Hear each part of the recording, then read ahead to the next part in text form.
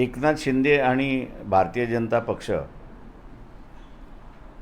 या सरकारने जाता जाता सुप्रीम कोर्टाने दिलेल्या निर्णयाचं अंमलबजावणी करण्यासाठी एक जी आर काढला। ह्या जी आरच्या अंतर्गत त्यांनी असणारा पाटणा उच्च न्यायालयाचे न्यायमूर्ती आनंद मोहन बदर यांची अध्यक्ष निवड करण्यात आलेली आहे आणि श्रीमती इंदिरा अवसार बार्टीच्या असणाऱ्या सहाय्यक सचिव म्हणून त्या ठिकाणी नेमण्यात आलेल्या आहेत। सुप्रीम कोर्टाने दिलेला क्रीमी लेअरचा निर्णय आणि वर्गीकरणाचा निर्णय महाराष्ट्र शासनाने कशा रीतीने राबवला पाहिजे, कायदा कशा पद्धतीने केला पाहिजे याची सूचना करणारी असणारी ही कमिटी असावी त्या ठिकाणी मानतोय। एकंदरीत या निर्णयाला आमचा असणारा विरोध आहे। वर्गीकरण आणि क्रीमी लेअर कोर्ट लावू शकतं की पार्लमेंट लावू शकतं याचा निकाल होणं अजून गरजेचं आहे। माझ्या माहितीप्रमाणे हा जी आर काढताना मुख्यमंत्री आणि दोन्ही उपमुख्यमंत्री यांनी काँग्रेस पक्षाशी, राष्ट्रवादी पक्षाशी आणि उद्धव ठाकरे सेना यांच्याशी सल्लामसलत केला आणि सल्लामसलत केल्यानंतर त्यांचा होकार आल्यानंतर हा जी आर काढला अशी परिस्थिती आहे। याचा अर्थ आहे की इथले राजकीय पक्ष SC STचं आरक्षण जे आहे हे निकामी झालं पाहिजे असं त्या ठिकाणी पाहत आहेत।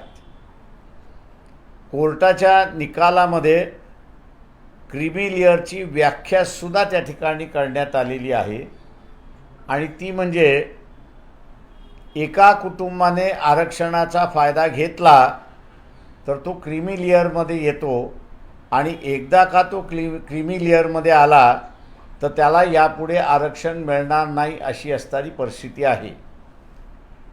वस्तुस्थिती अशी बघितली तर ज्युडिशरीमधले आकडे आपण असं पाहिले तर आदिवासी समूह म्हणजे SC समूह हा फक्त 1.7% एवढाच रिप्रेझेंटेशन आहे, जिथे 7.5% रिप्रेझेंटेशन पाहिजे होतं त्या ठिकाणी फक्त आत्तापर्यंत 70 वर्षामध्ये 1.70% आरक्षण आहे।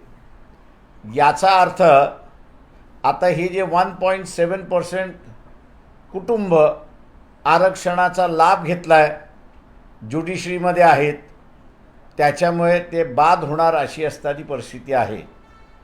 हा निर्णय आम्ही असा मानतोय की इथली वर्चस्ववादी जी व्यवस्था आहे, मनुवादी जी व्यवस्था आहे, तिला पुन्हा गुलामीचं असणारं राज्य जे आणायचं आहे त्यांनी हा टाकलेला डाव आहे असं आम्ही त्या ठिकाणी मानतोय। जाता जाता आपला मतदार कशा रीतीने वाढेल या दृष्टीने हा जी आर आम्ही असं त्या ठिकाणी पाहतोय। इलेक्शनमध्ये हा जी आर आणि ही आरक्षण हा मुद्दा त्या ठिकाणी राहणार। मेजॉरिटी कोणाला मिळणार नाही अशी असणारी परिस्थिती आहे आणि म्हणून उद्याच्या कालावधीमध्ये नवं सरकार ज्यावेळेस येईल, ज्याला कोणाला नवं सरकार करायचं असेल आणि वंचित बहुजन आघाडीचा पाठिंबा पाहिजे असेल तर आम्हाला या जी आरच्या संदर्भात आणि क्रीमी लेअरच्या संदर्भात अटी त्या ठिकाणी घालाव्या लागतील। शासनाच्या जाता जाता घेतलेल्या निर्णयाचा आम्ही असणारा निषेध करतो। आणि अपेक्षा हे बाळगतो आहे की जे आरक्षित वर्ग आहे, आरक्षणाच्या सेक्टरमध्ये येणारा जो वर्ग आहे, हा सगळा वर्ग ज्यांनी हा जी आर काढला, मग ते काँग्रेस आणि भारतीय जनता पक्षाच्या आघाड्या आहेत त्यांनी मिळून काढलेला जी आर आहे, त्याच्या विरोधात मतदान करतील अशी अपेक्षा आम्ही या ठिकाणी बाळगतो. आपण आता विचार. बीच में सुप्रीम कोर्ट ने क्रीमी लेयर के बारे में और क्लासिफिकेशन के बारे में, वर्गीकरण के बारे में एक डिसीजन दिया था. उस वक्त हम लोगों की भूमिका थी, जो आज भी है, कि क्या इस देश के अंदर आरक्षण में विभाजन हो एक तरफ, और दूसरी तरफ जिनको आरक्षण मिला है उनको क्रीमी लेयर में लाने की जो भूमिका है, पॉलिसी है, क्या ये सुप्रीम कोर्ट तय कर सकती है या पार्लियामेंट तय कर सकती है. हम ये मान के चलते हैं कि ये भूमिका पार्लियामेंट ही तय कर सकती है. कोर्ट इसके बारे में कुछ नहीं कह सकता, ना उनको अधिकार है. और इसलिए इस इशू को लेके एजिटेशन काफ़ी चल रहा है.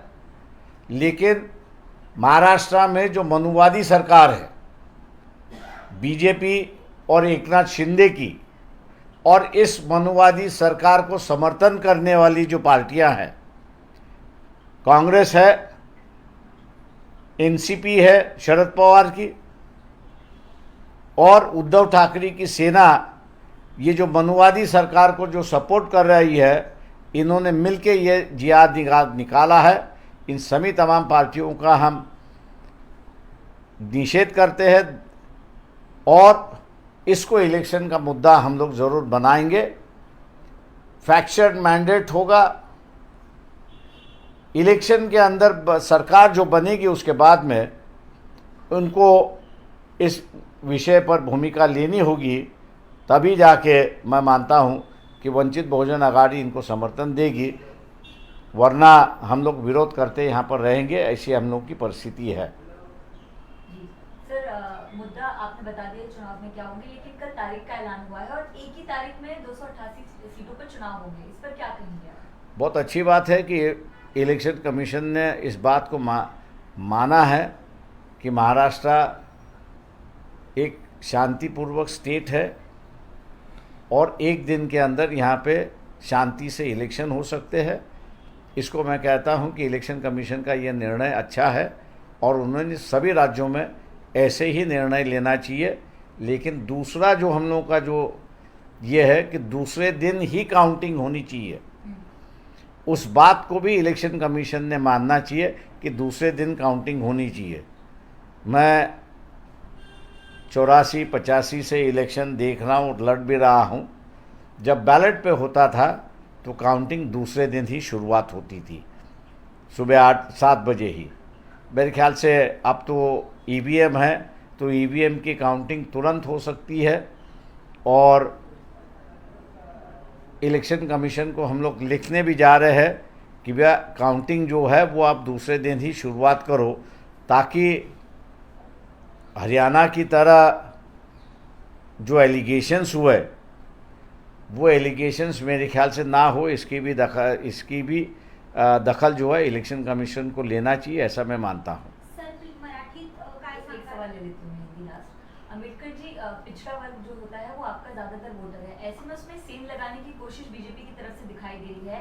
सोशल इंजीनियरिंग पैटर्न जो हरियाणा में उन्होंने लगाया वो महाराष्ट्र में ट्राई कर रहे हैं. किरण रिजिजू खासतौर पर जो बौद्ध लोग हैं, बौद्ध समाज हैं, उनसे मिल रहे हैं. तो कहीं ना कहीं देख रहे हैं कि उनकी पूरी ताकत. देखिए, सवाल ये है यहाँ पर कि एक डिसीजन जो जिसकी चर्चा नहीं हुई, एक 7-8 दिन पहले आया है.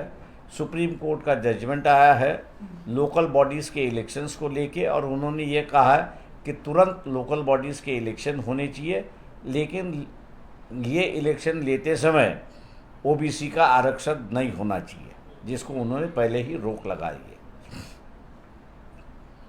ओबीसी के अंदर एक डर पैदा है कि ये तमाम पार्टियां,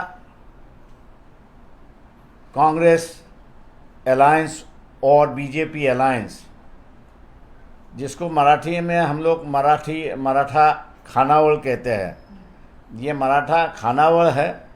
इनका एक ही लक्ष्य है कि ओबीसी का आरक्षण ख़त्म किया जाए, उसको रोक लगाया जाए, ऐसी उनकी भूमिका है। और विधानसभा के चुनाव के बाद जो भूमिका सुप्रीम कोर्ट में ली है, वो भूमिका विधानसभा के बाद असेंबली लेगी, ऐसा डर है। तो इसलिए एससी, एसटी और ओबीसी ये आरक्षण के मुद्दे पर लड़ेंगे, ऐसा मुझे लगता है, और वो सबसे बड़ा इशू होगा। ये अगर कितना भी कहे कि लुभाने की कोशिश की, लेकिन जरांगे पाटिल की जो मांग है कि मराठों को ओबीसी के कोटे में से आरक्षण मिलना चाहिए, इस पर वंचित बहुजन आघाड़ी के अलावा किसी ने भूमिका नहीं ली है। और ये मराठा लीडरशिप होने की वजह से अब इनको जो है मराठा खानावल करके पहचाना जा रहा है गांव देहात में, इसलिए ओबीसी उनको वोट देगा ऐसा मुझे नहीं लगता है। सर, आपण जर बघितलं तर मनोज जरांगे आता म्हणतात की उमेदवारीसाठी त्यांच्याकडे 800 अर्ज जवळपास आलेले आहेत, त्यामुळे जर भूमिका सरकारने स्पष्ट केली नाही तर महाविकास आघाडीबरोबर ते जाऊ शकतात असं देखील म्हटलं जात आहे। या संदर्भात काय? ते आमचं म्हणणं असं आहे की जरांगे पाटील यांनी 800 अर्ज आलेले आहेत, फार चांगली गोष्ट आहे। त्याच्यापैकी त्यांनी असं तर 288 उमेदवार निवडावीत आणि त्यांना इलेक्शनमध्ये उतरावं, त्यांनी इलेक्शन लढावं।